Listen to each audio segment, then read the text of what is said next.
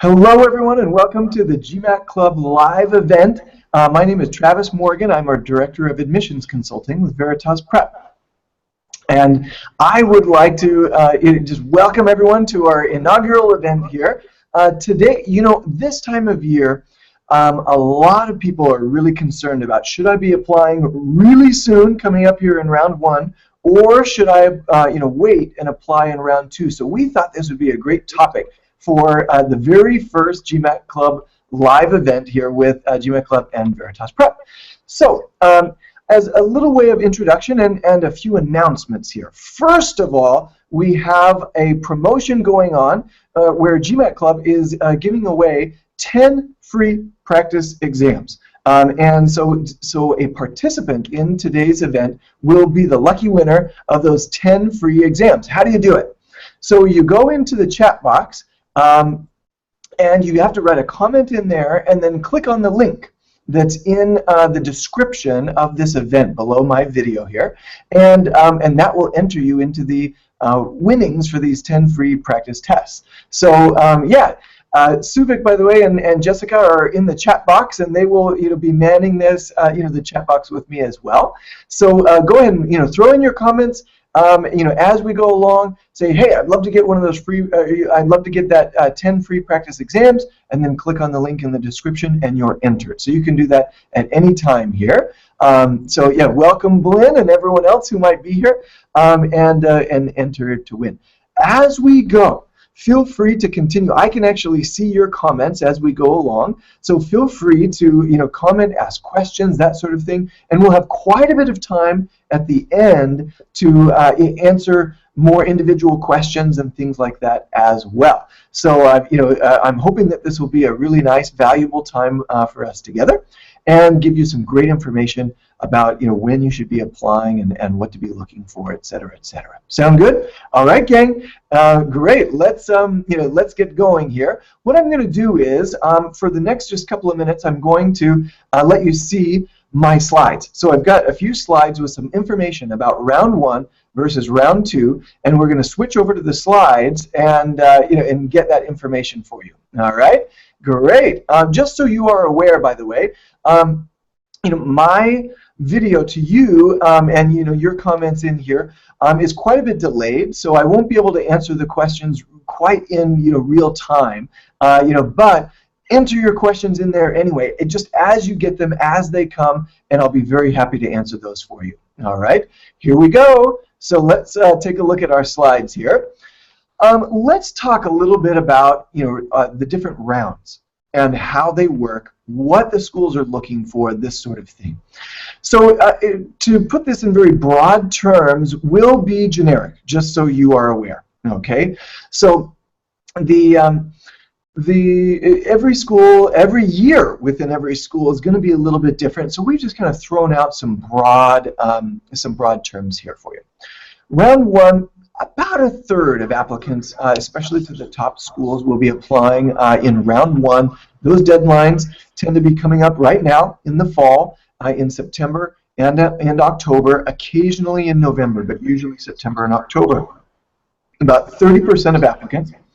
And then round two comes about the first of the year for most schools. So the first or second week of January, and then extending through as you go further down in the rankings, you may get some round two deadlines in February. But that's, generally speaking, the first or second year of January.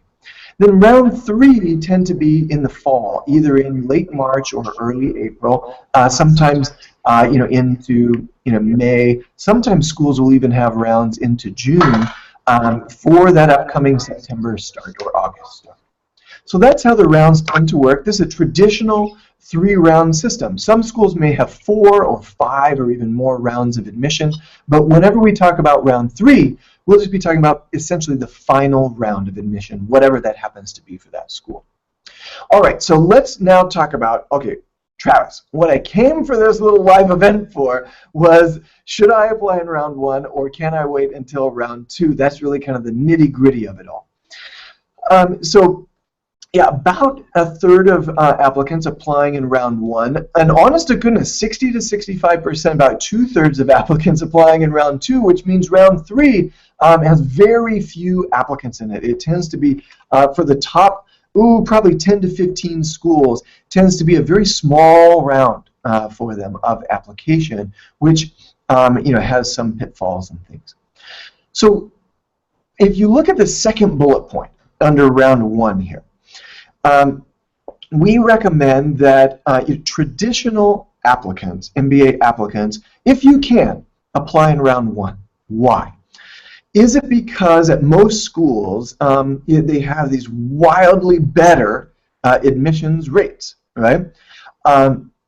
Well, for most schools, the admissions rates across round one and round two are pretty equivalent, just so you know, okay? We'll talk about a couple of exceptions here in just a second.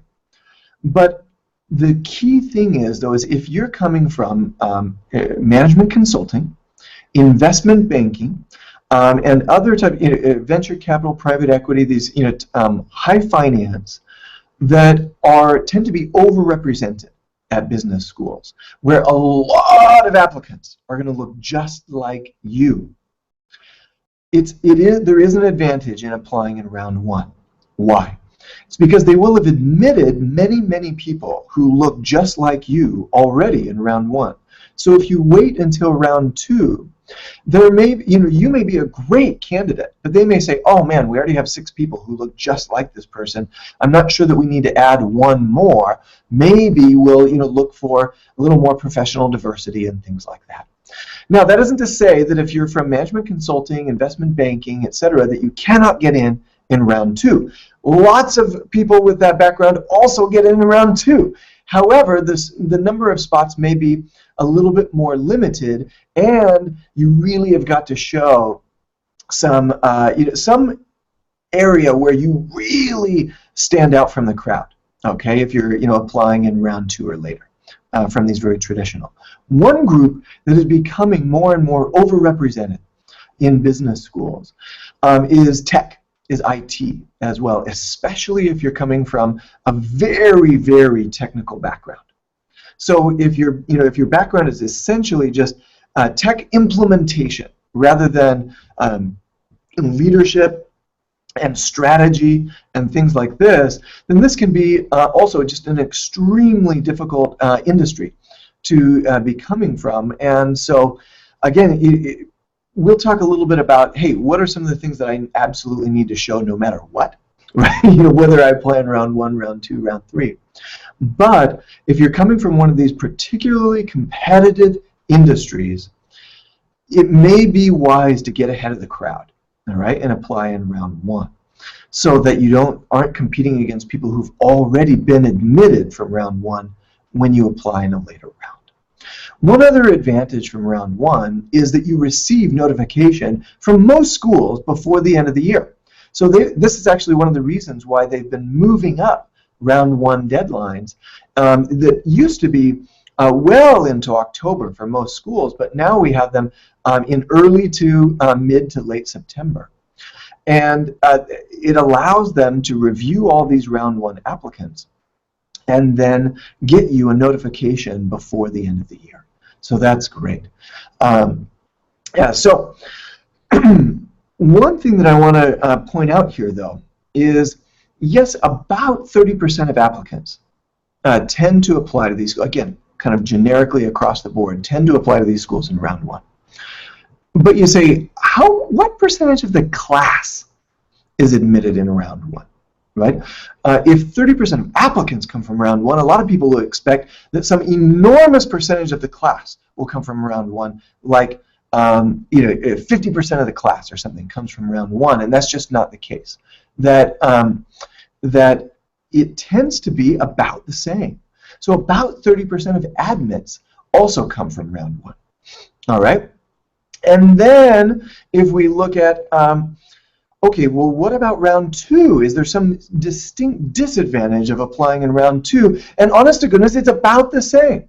And so then, but about fewer than 5% of admits for these top 10 schools or so tend to be admitted in round 3. We'll see as we go on to the next slide that this is not always the case, right? You know, that some schools particularly, well, we'll talk a little bit about that, but some schools may admit far more than this 5% in round 3.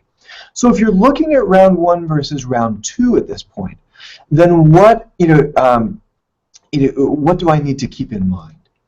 Well, let me come back to that slide in just a second. Considerations for round 1. More important than round is going to be your GMAT score. The GMAT score is the #1 reason that applicants are denied to their target schools. It's the #1 reason that admissions officers will deny you to their school. And so the GMAT score is more important than the round. And I cannot emphasize that more. So if you're saying, oh, should I try to squeeze in an application for round 1, but I've got a 670 GMAT score and the school's average is sitting at a 720. That's not going to be ideal for you, all right? Even if you're coming from management consulting, even if you're coming from investment banking, and perhaps even more so, you've got to have a GMAT score that's at your target school's averages or higher. Right? So if you're already at that point, absolutely you should be looking at round 1. Okay? If you're a traditional candidate, really making that extra effort to hit round 1 deadlines if possible. That means maybe you do have to kind of rush your application process a little bit more than you might be comfortable then. We would recommend that you do it anyway. Right? Like, make the time. You know, yes, you want a polished application. Yes, you want it to be well thought through. Yes, you want, as the next bullet point says, to have clearly defined goals. But if you're from one of these more traditional backgrounds, we do recommend round 1. Now, let's see here.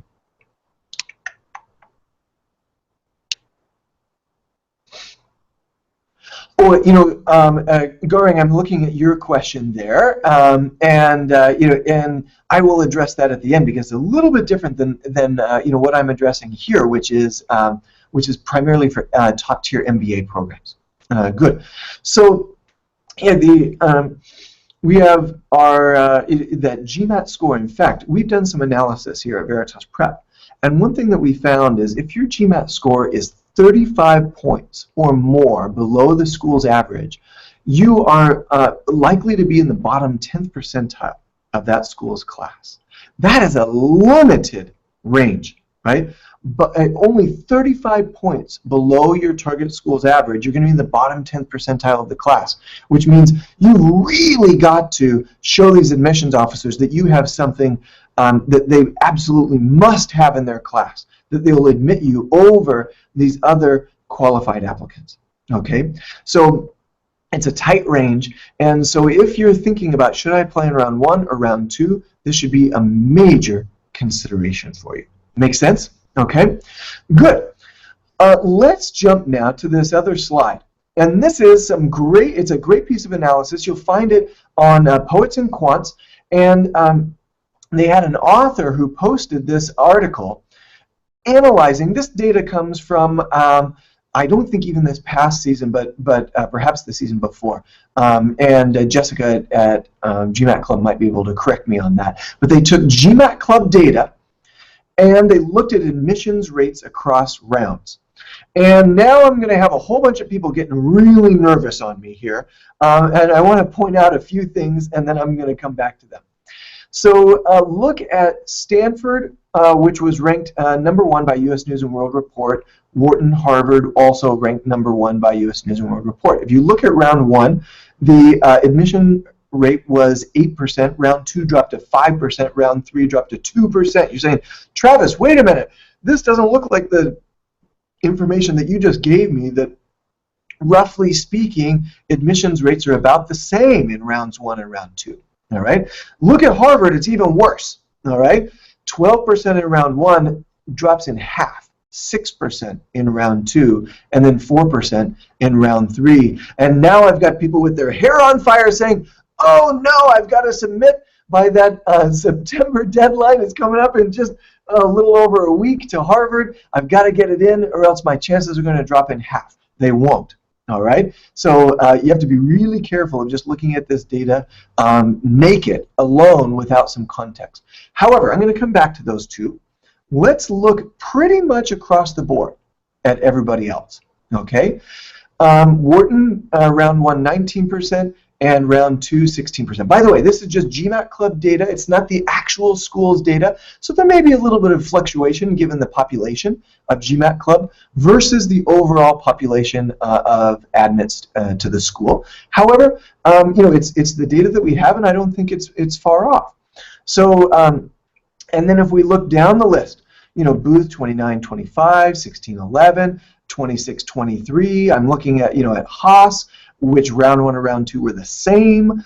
Columbia 23 and 20, and that's early decision and regular decision, by the way, which is another big rumor that people often think that there's this huge advantage in applying an early decision to Columbia versus regular decision, and it's just not the case.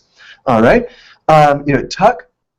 That 28 is early decision, that 29 is really more like a round 1, and that 22 is more like a round 2. So, you know, again, early decision, does it give you that huge advantage? No, it doesn't. All right? And then looking at the others, if you kind of scan down, the round 1 and round 2 is about the same, all right, as far as the admissions rate. So again, when we're looking kind of across the board, the admissions rates do not shift dramatically at most schools between round 1 and round 2. All right. So again, the mix of applicants between round 1 and round 2 might be different. And so, you know, if you're a more traditional candidate, might you think about applying in round 1? Sure. Would it be the end of the world if you apply in round 2? No, it would not. All right, you will still have a really good chance of being admitted in round 2 if you're a strong candidate, good stats, bringing in, you know, some really good, interesting background, you know, diversifying, like, as in like differentiating yourself from other applicants. All of these things that we teach people to do no matter what. Okay, so now let's talk Stanford and Harvard, because this is where percentage-wise it drops quite a bit from round 1 to round 2. By far, Harvard Business School has the most applicants of any business school, nearly 10,000 a year, sometimes more. All right, and that's a lot of applicants. And they do split, you know, where a lot more will apply in round 2 than will apply in round 1. And so while it looks like your chances will be double if you apply in round 1, a lot of this has to do with the quality of applicants. All right, that in round 1 you have a lot of people who, ever since they you know, graduated from undergrad, maybe even more, that maybe since that time they have been thinking about going to business school, and they've been preparing, and they have a career that is set them up for going to business school, and they have everything set and ready to go. And you know, they've been working with an admissions consultant well before the essays even come out. And they, once those essays come out, they hit the ground running. They've got their GMAT score in hand. Everything's set, and then it's just a matter of hitting submit for that round 1. And so you have a very highly qualified pool in round 1. And so the admissions rate is going to be a little bit higher because of that, right? But these admissions officers, this is not their first time around. And they know that they're going to have this huge pool of applicants in round 2, and that there's going to be lots of qualified people in that round as well, and they are going to admit people from that round. They do know that round 3 is going to be a much smaller round of applicants, but that they're going to find some really good gems in round 3 as well. FYI, round 3 stats also kind of go up a little bit because of people who are admitted off of the wait list. So you may actually have people who were waitlisted in round 1 or round 2 that were held all the way until round 3, and then they were admitted. And so it may appear as if they were admitted in round 3, but they actually applied in an earlier round. That's possible. So yeah. The round 2 pool of applicants just tends to be much, much broader as far as stats and scores and qualifications and all of this kind of stuff. So, so yeah, that's that's something to keep in mind as far as these stats that show Harvard and Stanford seemingly much more biased in round 1 versus round 2. It's not necessarily the case. It's just the quality of applicants, right, and their admissions from those rounds. All right. So again, if you're very traditional, might there be a little bit of an advantage? Sure. Good. And then Stanford, kind of a similar thing. One other thing to note too, as well, is that they may also get quite a few joint degree applicants, people who have already started at a Stanford program, even a Harvard program, somewhere else, like a Harvard Law School, Stanford Law School, Design School, a lot of these other things, and then they realize, oh gosh, I'd actually like to do a joint degree with the MBA, and they'll submit in round 1 as well. And they tend to be very qualified applicants because they've already gotten into a very prestigious program at one of these top schools, and and so they just tend to be extremely qualified applicants who then apply in round 1 and may have a slightly higher chance of being admitted. So what I'm saying is, the round matters a heck of a lot less than just how qualified you are as an applicant. So you want to ensure, sure, I would almost never recommend someone to intentionally delay their applications if they are concerned about that. But applying early is has almost all benefits, unless you're just not putting your best foot forward. Right? If you don't have the GMAT score in hand, if you don't have those career goals really well thought through, you haven't done your research on the schools, if you haven't done these important things to be admitted, then I do recommend, hey, let's do this right, because there's no sense in applying early only to be denied. Does that make sense? All right, good. Let's see here. So we have a few questions in here, many of which are pretty specific to individual circumstances, which I will be very happy to answer here at the end. But I'm also seeing some other questions coming from other avenues that GMAT Club is posting in here as well. So let's see here. Great question about financial aid. No, financial aid chances will be the same in round 1 versus round 2. They hold lots of financial aid because they know the round 2 is going to be a big round. Now round 3, on the other hand, sometimes they will have to kind of wait and see whether these people who they offered scholarships to accept, and then come and attend the school and take their scholarship, or if they choose to attend elsewhere. Because if they choose to attend elsewhere, then that scholarship money is opened up, and so you may still have a chance to request that as you go along. So yeah, are the chances better for financial aid in round 1 versus round 2? Generally speaking, not really. I mean, they have this pretty well planned out. Let's see here from the forums. How many schools, and actually here, let me, I'm going to jump off of my screen share here for just a second. Hello, gang. Welcome back. I do have another couple of slides, but I'll just answer these questions as we go along as well. So, yeah, a question from the forums. How many schools comprise the ideal number for each round? Great question. Should the number be different round 1 versus round 2? Oh, I have this. I have this question posed to me quite a bit. In fact, I just was on the phone with somebody late last week talking about this a little bit. It can be. It just kind of depends on what you're looking at. Overall, we recommend that applicants apply to at least 5 to 6 schools in total. Right? Some will apply to even more than that, but we recommend at least 5 to 6 schools. So you can have some stretch schools, right? And you can also have some schools where your stats are really right in the heart of the schools, not just your academic stats, right? Your professional accomplishments and impact and things like that. And then you want to have at least 1 or 2 safety schools as well, where your averages are, your scores are well above those schools' averages, to say, oh man, they would love to have me in that school, and that's where the scholarships often come, is where they'll say, hey, we'd love to snatch them away from other, maybe a higher ranking school or something like that. So, could you apply to all 5 to 6 schools in round 1?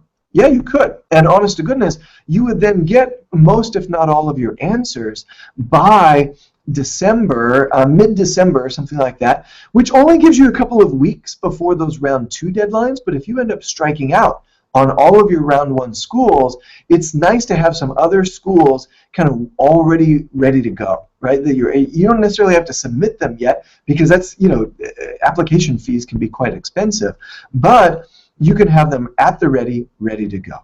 Now, could you also just say, oh my gosh, 5 to 6 schools in round 1 is going to be just a heck of a lot for me. And for my recommenders, who will need to write a recommendation for each school, they've consolidated a number of the questions at the top schools, thanks to input from admissions consultants in our annual conference called the AGAC conference, where we provided them this feedback, and they've consolidated a number of those questions. However, it still takes a lot of work for your consultant, for your recommenders, to submit 5 or 6 recommendations to all these different schools, even if they're asking similar or the same questions. So that might be a consideration as well, as to whether I should apply to all of them in round 1 or hold off and apply to some of them in round 2. So yeah, there's not, I'm not saying that there's necessarily a disadvantage, other than the fact that if you think you have a really good shot at, say, these 3 schools that are at the top of your list, maybe you apply to those 3 in round 1 and then save on the application fee for round 2 of budget as a consideration. All right. Could you apply to 5 in round 1?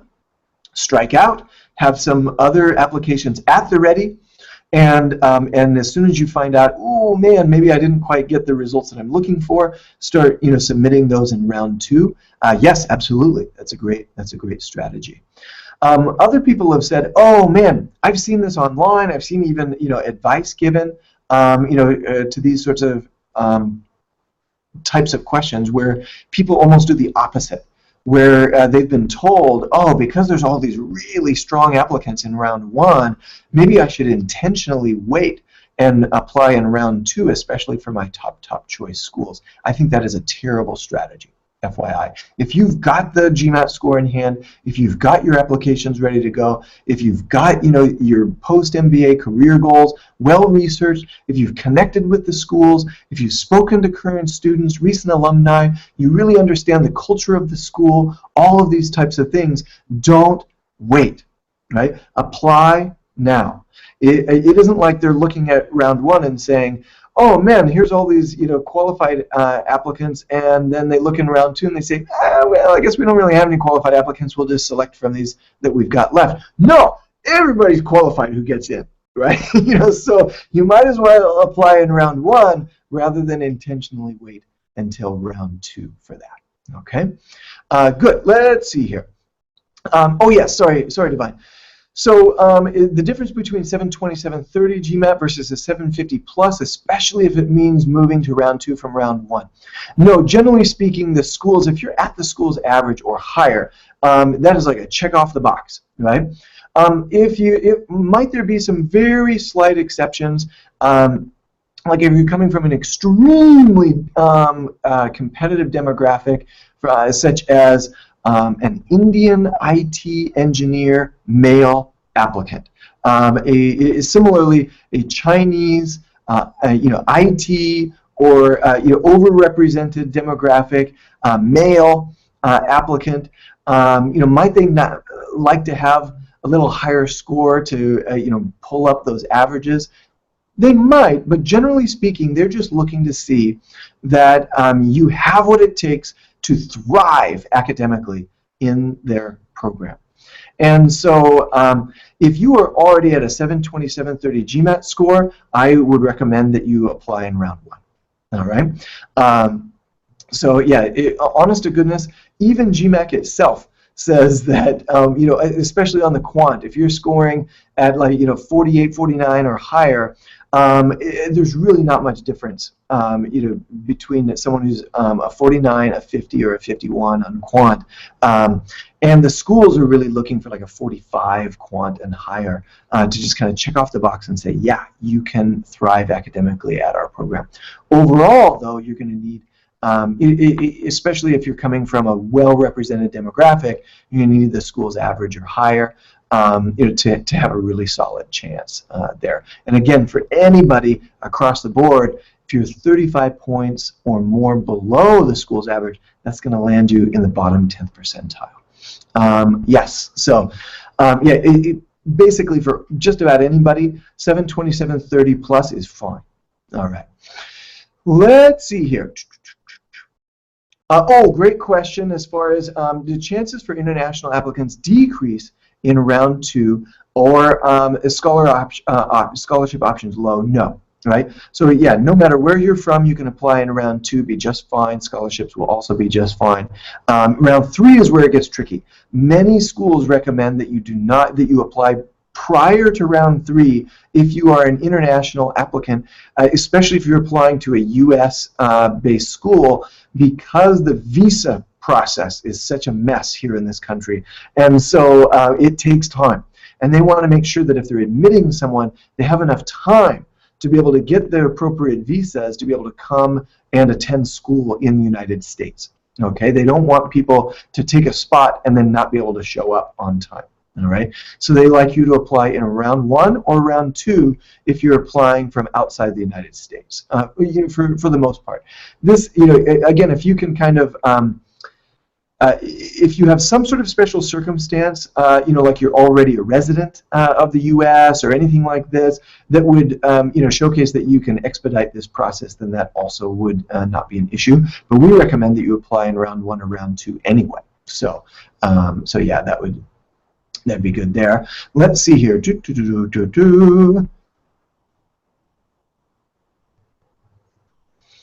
Divine, great question. Yeah, so as far as benchmarking goes, the schools will tell you no.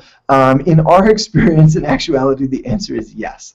All right, so yeah, while if you are coming from investment banking or management consulting, you basically got to hit the school's averages or higher to have a really good shot. That isn't to say, I have to be very careful here, because MBA admissions are far more holistic than you will find in like medical school or law school or some of these where the statistics are like 90–95% of the decision, and then your little personal statement may make an impact, especially if it's really quite powerful. In MBA admissions, the GMAT score we found is the #1 most important part of your application. Not because a stellar score will guarantee that you get in. There are many, many people with 99th percentile GMAT scores who are denied to these top schools every single year because they're looking for beyond that. However, a low score alone can keep you out, even if you are a stellar applicant in other ways. So just be aware of that. However, #2, right behind that, is your professional work experience. So talking about these things in statistical terms is not really being quite fair to the MBA admissions process, because you could have a 730 and get in. Someone else could have a 750 and be denied. You could have 690 and get in, and someone with a 750 could be denied, because it is a much more holistic process, and they really want to look for that leadership potential. They want to see the impact that you've had on organizations, the innovative, creative problem-solving mindset that you bring, your teamwork skills, that personal and professional maturity, to say, hey, this person's going to represent our school well, and that they've had to deal with enough, professional issues and complications and just circumstances that they will have something substantive to say in that MBA admissions classroom. So it's a much more holistic process than you might think, and every single application gets read. All right, so they do get read. The question is your chances, okay? And it's true, if you come from a very overrepresented demographic, then the stats will be more competitive. If you come from a very overrepresented industry, then the stats are going to be more competitive. You will be compared with people like you in many different ways, right? And the key thing is to say, well, what can I uniquely bring to this class that no one else can bring? What kind of a perspective can I bring? And whether that's being for example, a female in a very male-dominated industry, that's a fascinating perspective. And myself as a male MBA applicant really benefits from that perspective in the classroom, rather than just having a whole bunch of people who look like me, who have the same experience as I do in that MBA classroom. So no matter what it is, no matter who you are, your goal is to say, what can I uniquely bring to that MBA classroom? What is my unique perspective, whether it comes from my background, from my values, from my professional work experience, from the projects and achievements that I've had, from my extracurriculars, from all of these sorts of things, to say what makes me uniquely me is an absolutely critical thing in these applications. All right, let me take a look at some more of these questions.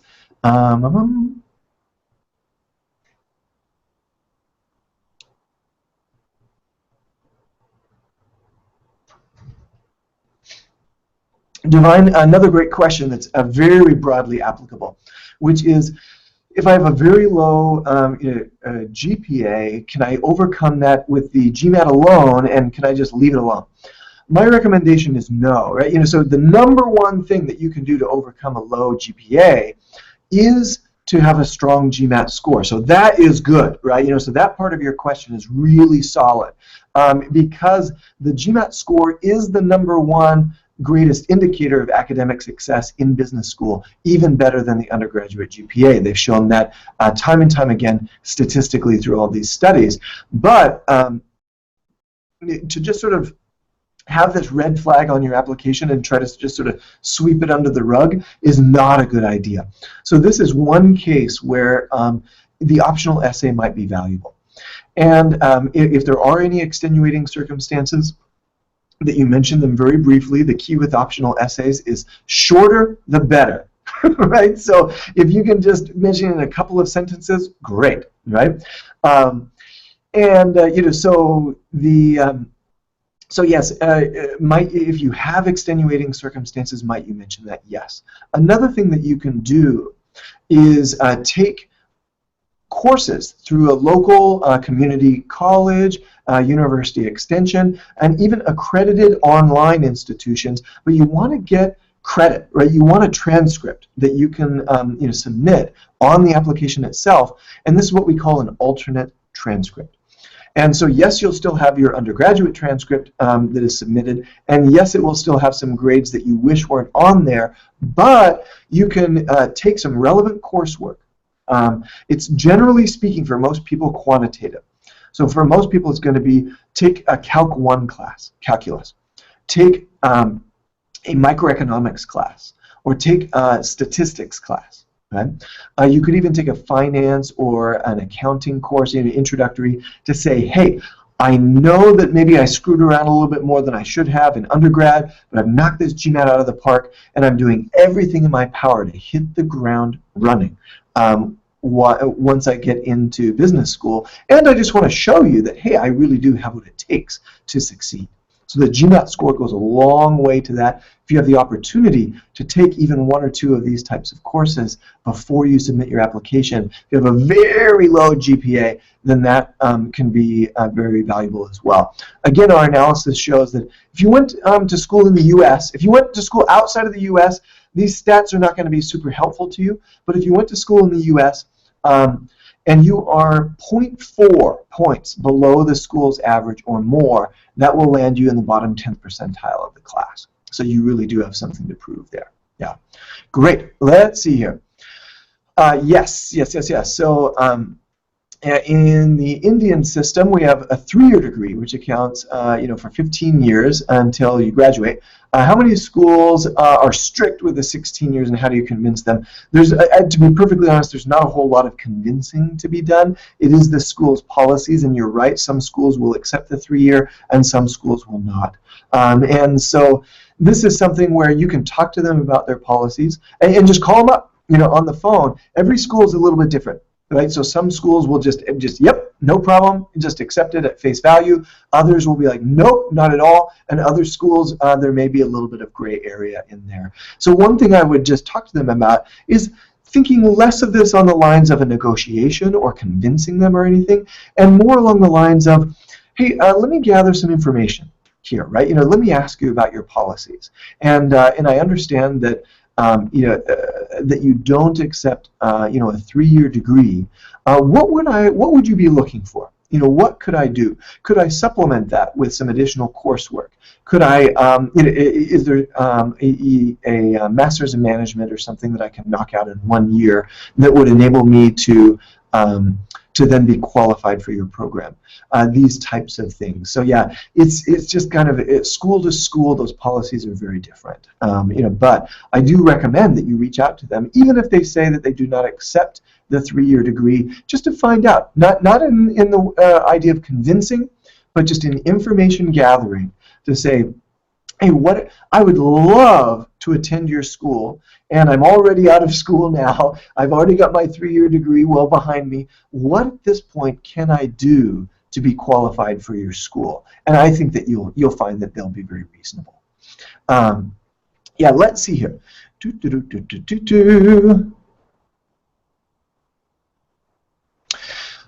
Yeah. So Navita, great question as far as saying, hey, is it possible that round 2 actually is boosted by the stats of round 1 people being admitted in round 2? My guess, just so you know, my guess is that I didn't pull this data, and in fact, it's self-reported on GMAT Club as far as the data on the spreadsheet that I had up. But my guess is that is the round in which they applied, not necessarily the round in which they were admitted. Right? And so that can be a little bit different when you think about self-reported data versus the way that the school is kind of looking at things and things like that. So they're just sort of building a class from round to round. And so they say, okay, we've admitted this many people from round 1. We still have this many people on the wait list. Let's take a look at the wait list and round 2. Okay, and let's evaluate those together. And then we'll admit people out of both groups is typically how it works. And then they say, okay, we're going to hold this other group onto the wait list. And it might still people who are waitlisted from round 1, they might get held over again, unfortunately, sometimes. And it might be people from round 2 that get held into round 3, and then they look at that pool together as well. So yeah, this data here that we see, my guess is that the applicants themselves self-reported the round in which they applied. Yeah. So so yeah, that I don't think that you're going to have a whole lot of boosted data. Oh, by the way, Pratik, I'll answer your question real quick, and then I'm going to come back to the slides here because I do have a little bit of information about round 3. I'll show the other spreadsheet that I had up as well, the table with some very fascinating round 3 statistics, and talk a little bit about that as well. Do 4 to 5 GMAT attempts matter? Honest to goodness, what we found is that it does not. All right. Now, some schools will actually give you information that says we've found that most people will not improve on their score beyond 3 attempts. And if you're just using the same strategies over and over and over, then that's probably true. But what we found is if you change the way that you approach the GMAT, then no matter how many times you've taken it in the past, you can definitely see a bump, in your score, and just the way that you're approaching your problem solving and things like that. And what we found is, even this information comes from a couple of years ago, but even at Harvard Business School, the average number of times that admitted applicants took the GMAT was 2.7 times, almost 3 times on average, right? And so that means that they just don't care. Most schools, this is changing a little bit with some of the electronic applications versus printed out paper applications. Once you submit it, a lot of schools will still just print out a file for you, interestingly. Others are using iPads and other technology. But for most schools, they will base their decision based on your self-reported score. And so you put the highest score you got, and you put it on that self-reported score, and only after they've made the decision on the admitted folks do they then double-check those scores with the actual GMAT database. You better put the right score. Don't exaggerate, because once they get to that stage, and if it's wrong, you are out. There's not even a question asked. And so Yeah, but they're only looking at the one self-reported score. So generally speaking, if you take it 4 or 5 times, they don't even know until they've until they've compared it with the GMAT database, which is when they've already made the decision that you're in. Okay. Some schools will just ask you how many times you've taken it. That's fine. Just report an accurate number. And generally speaking, this too just does not impact your decision. They just want to see what your potential is and use that that best piece of data in their application process. Yeah. So that's been our experience across the board. Yeah.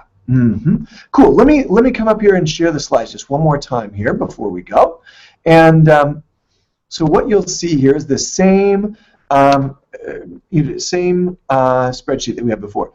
So notice that as you go down, these ones with asterisks, by the way, just do not have enough data to be accurate. So I would not recommend that you put any stock in those numbers at all.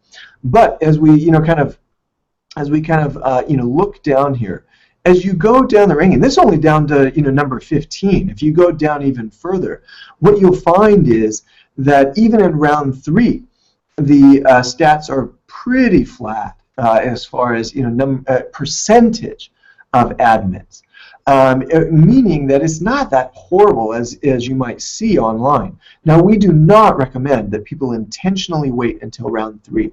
Just like the advice that we gave to traditional applicants is, hey, if you can, get your application in round 1, right? It's even stronger across the board for round 2 versus round 3. It's like, just get it in by that round 2 deadline, because at many schools, the round 3 drop-off is really, really high.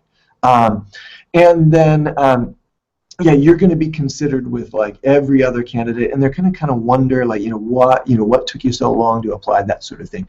Now, that said, is it just absolutely horrible? Not necessarily, right? You can get in, especially if you're looking at kind of the top, let's say 15 to 25 schools.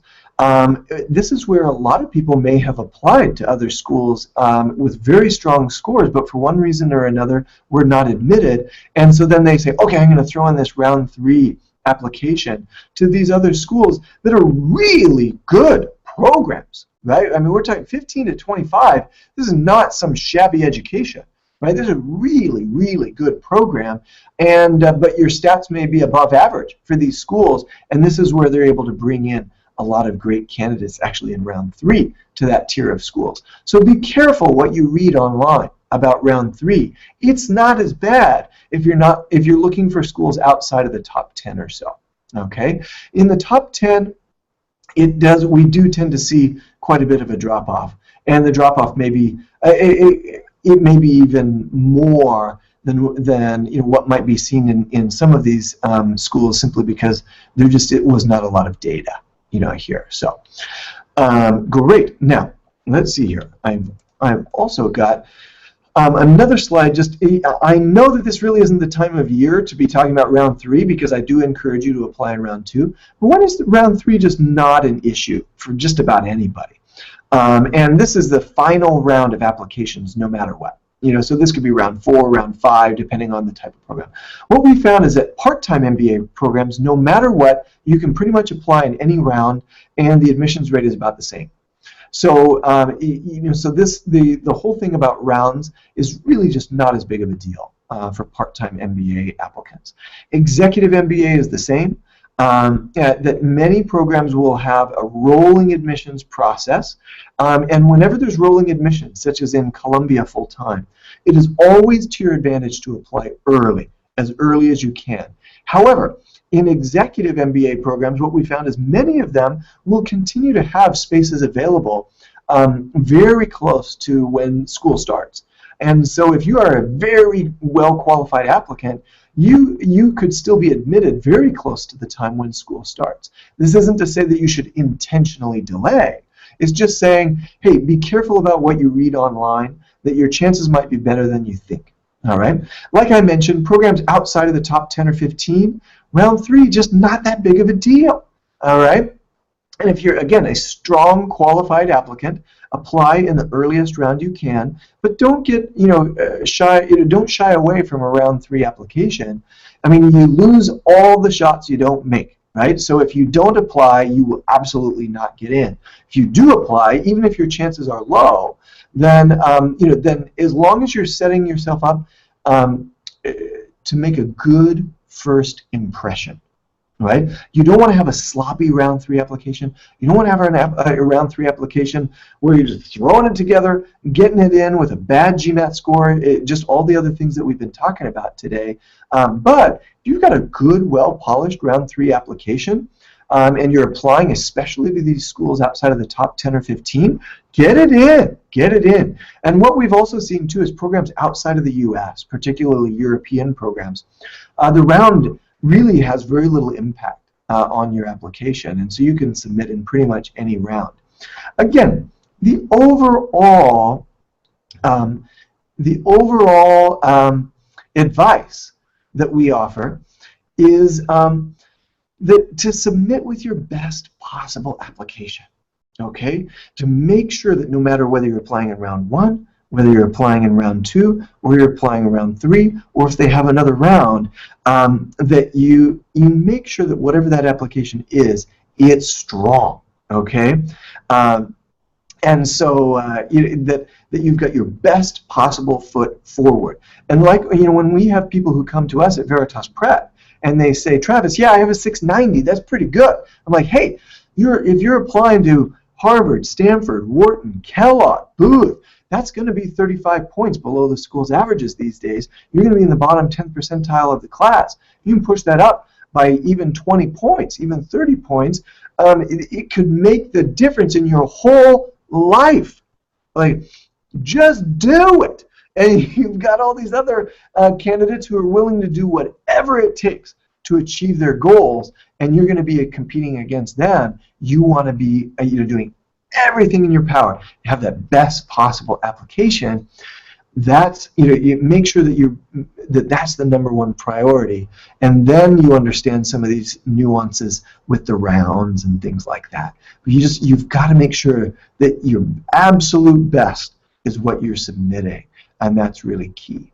All right, gang. Well, we've just got a couple of minutes left here, so I'm just going to kind of make sure that I've hit, and my friends at GMAT Club, make sure that I've hit the questions that I may have missed. I know that there was a question earlier on, and I'm not even sure if I can scroll up there, Jessica, just to let you know, of the question about Masters of Management. So I'm going to talk a little bit about that as well.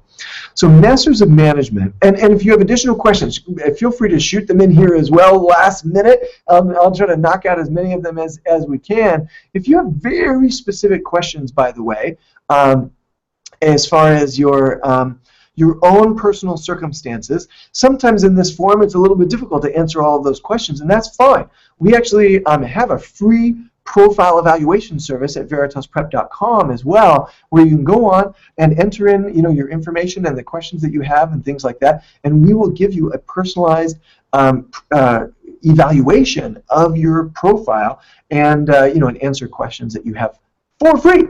So just go to veritasprep.com and click on MBA admissions. We'll be happy to do that as well. All right, so let's see here. So Gaurang Patel asked, he says, he has a low GPA. It looks like. I'm not sure what range you were basing this on. GMAT score is 600, and went to university in New Jersey. And he says, I want admission in Masters of Management programs. Masters of Management programs in the United States tend to be a pretty new phenomenon. They've been in Europe forever, right? But in the U.S., they're really starting to pick up and grow. We have some really strong programs at Duke, some really strong program at Kellogg, at Northwestern, and these really strong programs are starting to spread out. We have some little different type programs at MIT Sloan that are really, really good. And it's just a one-year program designed for you to go directly out of undergrad, right? That's how it's designed. Could you have a little bit of a gap in there? Probably. but it's designed for directly out of undergrad. Give you 1 year to give you kind of a leg up in management type job search and management skills and things like that. With a Master's of Management, by the way, you can still go on and get your MBA later on. So that's great. And so their rankings are not really like as test-based as the MBA programs are, and so they do tend to have a little bit more flexibility in their admissions in those programs. And because they're a new phenomenon in the United States, they're looking for qualified applicants, right? And so if this is a consideration of yours, I do recommend that you take a look at those Masters of Management programs. In your case, Garang, a 600 still may be a bit low for some of these top tier Masters of Management programs that I'm mentioning, but that doesn't mean that you can't get into a Masters of Management program, but it may not be from one of these top ranked programs. Okay, so yeah, you definitely want to reach out to them, talk to them about their program, talk to them about what they're looking for. They will always get, no matter who it is, Harvard Business School, no matter what. If you talk to an admissions officer, they will always give you a mealy-mouthed answer about GMAT scores because they want more applicants. Because the more applicants they have, the more applicants they can deny, and the more applicants they deny, the lower their admissions rate and the higher their prestige, and oftentimes higher their ranking, depending on the ranking.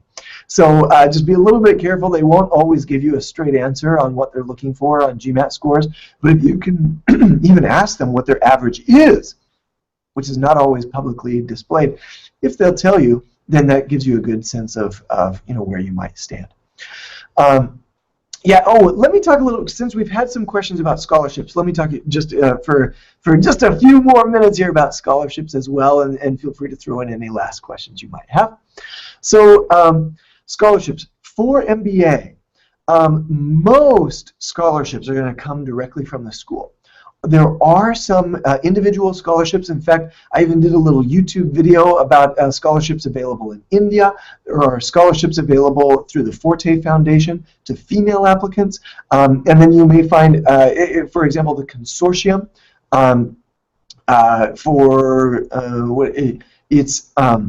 the consortium of top business schools where you can apply for people who are underrepresented minority candidates or those who have done a lot to further the cause of underrepresented minorities in business school and in business can apply through the consortium, and that offers a full fellowship as well. But those are for U.S. Citizens and U.S. permanent residents, primarily who are underrepresented minority applicants of African American and Hispanic and Native American descent, but they do also open that up to candidates who have done a lot for the mission of the consortium in better representing these underrepresented groups in business and business school. So what I'm saying is that there are some outside scholarships to be had, but they tend to be very narrow, right? They tend to be very specific. And so because the MBA is a professional degree, whose one of the primary designs is to ensure that you can get a better job and improve your salary and things like this, there's not a whole lot of philanthropy that comes behind MBA scholarships outside of the schools themselves. Now, the schools themselves will use scholarships to entice you into their program. Say, no, you want to go here instead of elsewhere. And so they will offer these scholarships as part of the admissions package, generally speaking. Harvard Business School is a little bit different because its scholarships are all need-based. And so once they just figure if you're able to get admitted to Harvard Business School, you are a well-qualified candidate, and so their money is based on need rather than based on any other admissions criteria. So that's how the scholarships typically go. London Business School in particular acts very similarly to other business schools where they use scholarships to try to entice top students to their business school. So you want to make sure that your stats are above average and that you're bringing something very unique and very enticing to that school. That you show a great fit with the school, which I recommend doing not just by a study of the school's website, but actually connecting with current students that you can find on the clubs section of their website, and through recent alumni, etc., through alumni events, through your own LinkedIn and Facebook and your undergraduate alumni databases and things like that, where you can try to connect with those students and really show that great connection to the school and have them say, oh man, yeah, we absolutely want them. Right? That can, basically all the same tips for getting into school are also tips for getting those scholarships as well. All right, gang, man, what a great session. I really appreciate all of your, your enthusiasm and your engagement in tonight's session. Or this morning, or wherever you happen to be from. And so just remember that that GMAT Club is running a promotion as well, where you can get 10 free practice tests simply by having a comment in here. So if you haven't commented, that's fine. Just say, hey, I'd love to get those free practice tests in the comment before we close out the event right now. And then click on the link that you'll find below my video in the description of it. And that way you can be eligible for the for the promotion. And of course, we at Veritas Prep have the largest team of MBA admissions consultants in the world. And so we have consultants who will be a great fit for you. If you're looking for some help, additional help on those applications, just go to veritasprep.com, give us a call, shoot us a free profile evaluation, whatever it might be, to engage, and we'll be very happy to help you with those applications as well. All right, gang, I hope this has been helpful to you. And so we're going to close up the event. But if you if you have additional questions, please do jump into the forum and also onto our website at veritasprep.com, and we'll be very happy to answer those for you as well. What a great crowd! Thanks, everybody.